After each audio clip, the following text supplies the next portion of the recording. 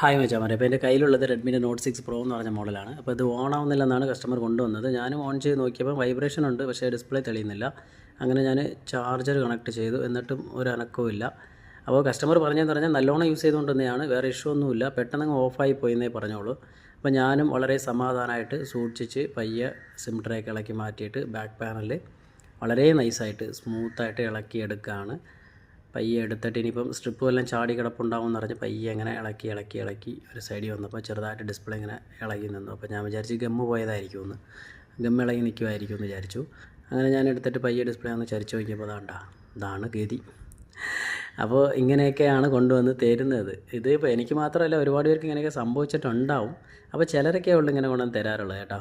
അപ്പോൾ വളരെ സൂക്ഷിച്ച് നോക്കി ഇളക്കിയെടുത്തപ്പോൾ കണ്ടീഷൻ ഇതാണ്. അപ്പോൾ ഇതുപോലെ ഒരുപാട് പേർക്ക് സംഭവിച്ചിട്ടുണ്ടാകും. നിങ്ങൾക്ക് ആർക്കെങ്കിലും ഇതുപോലെ സംഭവിച്ചിട്ടുണ്ടെങ്കിൽ കമൻറ്റ് ചെയ്യാൻ മറക്കല്ലേ മച്ചാമാരെ.